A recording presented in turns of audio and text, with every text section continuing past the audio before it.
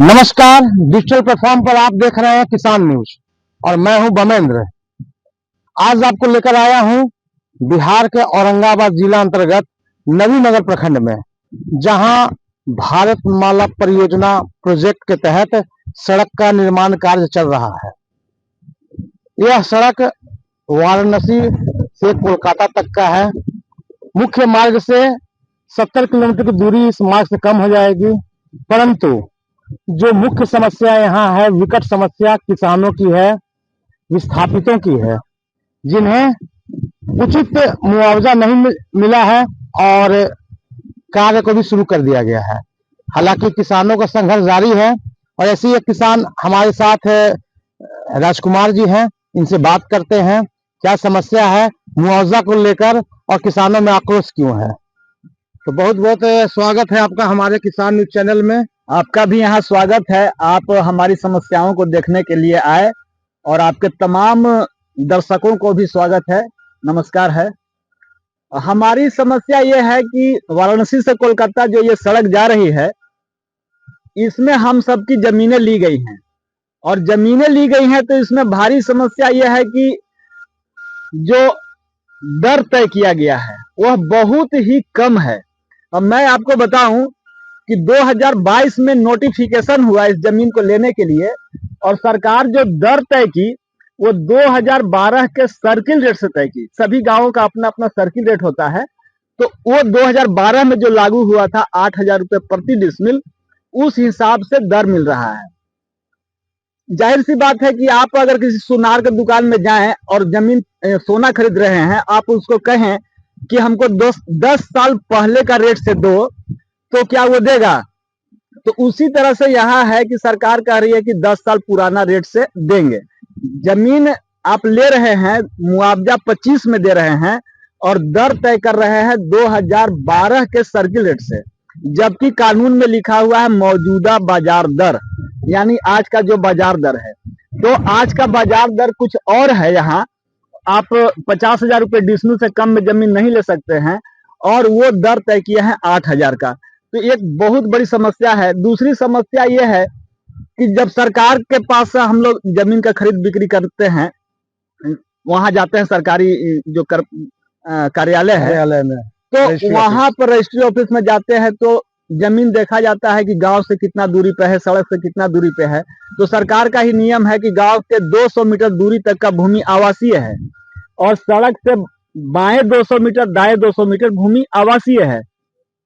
तो सरकार ही मानती है कि वो भूमि आवासीय है और उसका जो सर्किल रेट है वो 4 गुना ज्यादा है। 2012 की ही बात करें तो 12 में सर्किल रेट उसका था 30,000 का, व्यवसायिक भूमि का 35,000 का, 40,000 का था। लेकिन सरकार कह रही है कि ये सारा भूमि आपका भीठ धनहर हो गया, यानी कृषि भूमि हो गया और कृषि का 8,000 का है, वो 8,000 का ही मिलेगा। तो ये बहुत बड़ी समस्या है। गांव से करीब में बहुत सारी जमीनें जा रही हैं। इधर सामने आप देखेंगे, इधर देखेंगे तो रोड के किनारे की जमीन है, वो सारा जमीन जो कीमती जमीन है वो सरकार कह रही है कि नहीं, आपका ये सब कृषि भूमि है। तो ये बहुत बड़ी समस्या है कि अभी तक बहुत सारे किसानों को पैसा नहीं दिया गया। 20% लगभग को मिला होगा या उससे भी कम, और जमीन पर कब्जा शुरू है। अभी किसानों ने धान का फसल लगाया है, देखिए, और खड़ी फसल को रौंद दिया गया। मैं कहता हूं कि भारत एक कृषि प्रधान देश है और कृषि प्रधान देश में खड़ी फसलों को रौंद देना कितना बड़ा गुनाह है, हम लोग इसे पाप कर्म मानते हैं। अभी तक हमने अंग्रेजों के इतिहास को पढ़ा, उसमें नहीं मिला कि अंग्रेज फसल को रौंद देते थे। आजादी के बाद भी कहीं नहीं पढ़ने को मिला, सुनने को मिला, देखने को मिला कि फसल रौंदा गया। ये पहली सरकार बनी है जो खड़ी फसलों को रौंदवा दी। मतलब किसानों को बिना मुआवजा दिए जी, विस्थापितों को जी, एक तरह से कब्जा जो है करके रौंद कर जो है सड़क निर्माण कार्य किया जा रहा है। हाँ, सुप्रीम कोर्ट का आदेश है कि जब तक आप किसान को मुआवजा नहीं दे देते हैं तब तक आप भूमि अधिग्रहण नहीं कर सकते हैं। इसके बावजूद पैसा नहीं मिला है और जमीन पर कब्जा इनका 200 फोर्स ला करके, थोड़ा मड़ा नहीं, 4 बसें फोर्स से भर के और बंदूक के दम पे कब्जा कर रहे हैं। और खड़ी फसल को नुकसान कर दिए। एक मथुरापुर गांव है कुटुंबा प्रखंड में, वहां पर एक विधवा महिला है, 2 छोटे छोटे बच्चे हैं और छोटा किसान है, बिल्कुल गरीब है। उसकी धान वो लगाई थी बेचारी, अपना आजीविका लगाई थी, और उसके फसल को जबरदस्ती रौंद दिया गया, ट्रैक्टर लगा के, पोपलेन मशीन लगा के, जेसीबी लगा के। वो बेचारी रो रही थी, गाड़ी के नीचे दौड़ रही थी कि हम जान दे देंगे, लेकिन पुलिस वाले खींच खींच के उसको फेंक दे रहे थे और उसका फसल रौंद दिया गया। अब आप बताइए कि वो आजाद देश में है या गुलाम देश में है, उसके साथ क्या बीतेगा। ऐसी ऐसी बहुत सारी घटनाएं हैं जो मैं क्या कह सकता हूं। तो ये सरकार का अन्याय हो रहा है।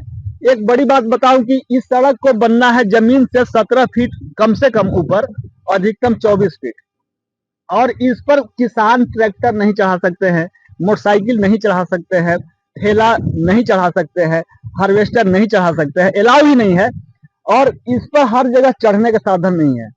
इसके किनारे जो जमीनें जिसकी बच गई हैं, तो ऐसा नहीं है कि वो इस पर कहीं होटल खोल लेंगे, कहीं ढाबा खोल लेंगे, कहीं पेट्रोल पंप खोल लेंगे, या चाय दुकान, पान दुकान, ऐसा कुछ भी आप नहीं कर सकते हैं।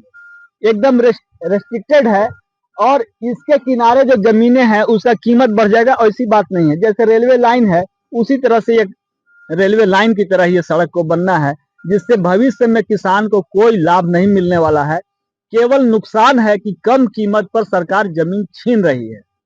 तो आपको लेकर चलते हैं विस्थापितों के गांव में और बेनी, जहां पे और भी किसान से बात करेंगे और उनकी समस्याओं को सुनेंगे। इस भारत माला परियोजना के अंदर कैसा दर्द छुपा हुआ है और कितना शोषित है वो सरकार से। हम पहुंच चुके हैं भारत माला परियोजना से प्रभावित जो गांव है बेनी, और यहाँ के ग्रामीणों से बात करते हैं कि किस तरह से सरकार इन्हें दबा रही है और बिना मुआवजा के इनके फसल को नष्ट किया जा रहा है, या फिर और भी जो परेशानी है इनसे बात करते हैं। आइए नजदीक। हाँ, थोड़ा नाम अपना बता दीजिए। अशोक कुमार सिंह जी। ग्राम बेनी।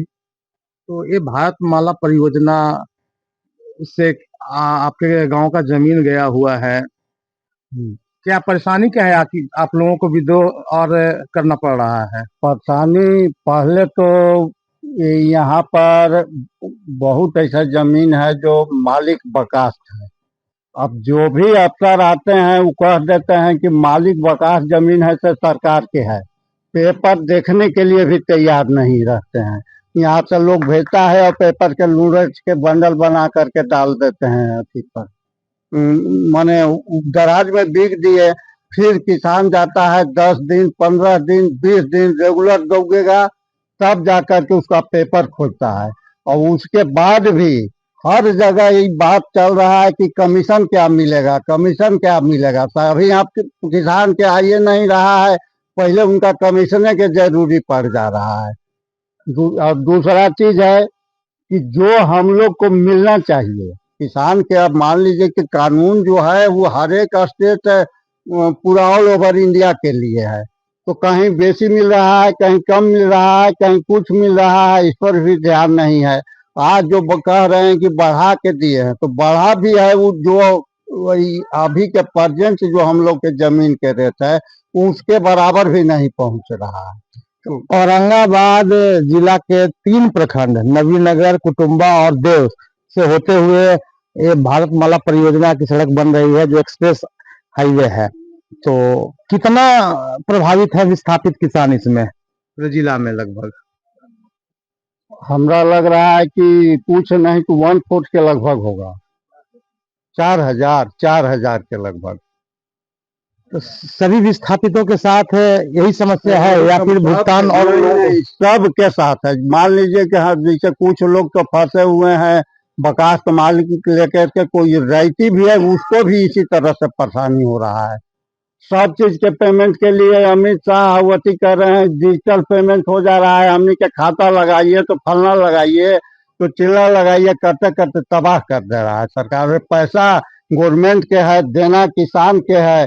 इनका जब आर्थिक स्थिति ऐसा इनको गड़बड़ायल है कि पैसा वहां से सेंट्रल देने के लिए तैयार है तो यहाँ से पेमेंट नहीं हो रहा है, तो उससे तो बेस है कि किसान के खून पर राजनीति करें। हम लोग खून डोनेशन दे रहे हैं या अपना आर्थिक स्थिति को बरियार करें, लेकिन जो आज औलाद है उसके भविष्य पर हम लोग खतरा नहीं आने देंगे, चाहे इसके लिए हम लोग को जो भी कर्म या कुकर्म करना पड़ जाएगा। क्या कि यह जो जमीन के मामला जो है वह दौलत चलता है। आज हमारे पूर्वजों ने इसको जब बचा के रखा तो आज हम इसका उपयोग कर रहे हैं। आज अगर हम इसको नहीं बचाएंगे तो हमारा बाल बच्चा किसके कहाँ जाएगा? उसका भी तो जीने का आधार यही है। तो हमारे साथ यहाँ कुछ युवा भी हैं, उनसे भी बात करते हैं। बताइए आप, नाम आपका? जी, मेरा नाम हिमांशु कुमार से होगा। मैं बेनी गांव के निवासी हूँ। और जैसे काफी ग्रामीण से जमीन जा रहा है, मेरा भी जमीन जा रहा है। और हम लोग देहात में, गांव में रहते हैं, तो देहात में एक कहावत है कि जब विधवा की जमीन हड़पना होता है ना, तो उस पर लांछन लगा दिया जाता है, विधवा के चरित्र पर लांछन लगा दिया जाता है। ये सरकार ठीक वैसे ही हम लोग की जमीन हड़पना चाहती है और हम लोग पे लांछन लगा रखी है कि हम लोग के पास कागज नहीं है, बकास भूमि है और अन्य प्रकार के जो लांछन, जो आज तक आप कभी नहीं देखे होंगे कि ऐसा ऐसा लांछन सरकार लगाती है। और उस लांछन के द्वारा हम लोग की जमीन हड़पा जा रहा है। तो ये सरकार सरासर नाइंसाफी कर रही है। ये सरकार कहती है कि किसानों की आमदनी दुगना करेंगे, किसानों के हक के लिए लड़ेंगे, किसानों को हवाई जहाज में हम लोग लेके जाएंगे। आज ऐसा है कि किसान अगर हवाई जहाज में चढ़ना चाहता है तो उसे जमीन और चप्पल तक बेचना पड़ रहा है। ये महंगाई की सरकार है, ये चोरों की सरकार है, चोरी पे बनी हुई है। पहले वोट चोरी करके सरकार बनाई है और आज ये सरकार जमीन चोरी करके बना रही है। तो ये सरकार सच में, अंग्रेज भी जब 75 साल भारत में राज किए थे तो उनको भी लगा था कि हम लोग यहाँ से नहीं जाएंगे। तो ऐसे ही चोरी के अगर बना रहा तो सच में बिहार की धरती है। यहाँ पर हर किसी का, यहाँ पर हर आंदोलन के जो सूत्रधार हुआ है बिहार की धरती से हुआ है। तो यह भी आंदोलन होगा। अगर किसानों के हक के लिए लड़ाई नहीं होगा, किसानों के हक में सरकार नहीं होगी, तो हम लोग हर संभव मदद करेंगे। युवा हैं और युवा राजनीति में कदम रखना चाहते हैं, तो इसी से होगा कि किसान हक के लिए हम लोग हर कदम मदद करेंगे। आइए। क्या नाम हुआ आपका? महेंद्र यादव। ये बताइए कि बताया जा रहा है कि जो परियोजना चल रहा है और खेतों में फसल लगा हुआ है उसको रौंद दिया जा रहा है, निर्माण कार्य कभी होने नहीं देंगे। जब तक पैसा नहीं मिलेगा तब तक गाड़ी में आग लगा देंगे, जेसीबी में। होने नहीं देंगे। तो क्षति हुआ है फसल का। हाँ, बहुत सी जमीन नहीं रोपा चुका। कहा तो कि रोड बनाना है, पैसा आ जाएगा। 1.5 साल से हम लोग दौड़ी मर गए। ब्लॉक में जाता है तो कहा था कि 5,000 कमीशन दो, ये कागज खोजने में 500 रुपया दो। साला कम से कम 5,000 रुपया बर्बाद कर दिए, कुछ काम नहीं हुआ। जाकर के औरंगाबाद कागज वहां से फिर लौट कर यहीं आ गया। तो हम लोग खेती गृहस्थी करने वाला आदमी रोज जाकर के हम खाली ब्लॉक पर दौड़े रहेंगे, गाड़ी में आग लगा देंगे, लेकिन जेसीबी चलने नहीं देंगे। सरकार को दौड़ना चाहिए था हम लोग के किसानों के पास, लेकिन किसान दौड़ रहा है वहां पे सरकार के पास। और सरकारी कर्मचारी सारे भ्रष्ट है, सारे अंडर द टेबल काम कर रहे हैं। आज सरकार को चाहिए कि जमीन पे जाके जमीन के नापी करे, बट सरकार हर किसी की जमीन चोरी करने में लगी है कि ये जमीन आपका नहीं है, ये जमीन हटा दे रही है। तो इस बात में सरासर गलत है। सरकार को चाहिए कि किसानों के हक के लिए लड़े। तो आइए, और भी ग्रामीण है जो विस्थापित है और जैसा कि आप जान पा रहे, सुन पा रहे हैं कि इन्हें दबाया जा रहा है और इस पे ही हम बात करते हैं। यहाँ से क्या नाम हुआ आपका? ब्रह्मदेव यादव, ग्राम बेनी। बताइए, आपका भी जमीन गया है सड़क में? हाँ, मेरा मुआवजा आपको मिल गया है? नहीं मिला, और हम उसमें खेती कर रहे हैं। जब तक मुआवजा नहीं मिलेगा तब तक हमने खेती छोड़ेंगे नहीं। लेकिन काम तो लगा हुआ है, देखें लगा हुआ तो लगा, अभी हमारे में नहीं आया है, लेकिन हम खेती किए हैं और अभी करेंगे। जिस दिन जो भी होगा। कुछ किसानों का फसल भी बर्बाद हुआ है क्या?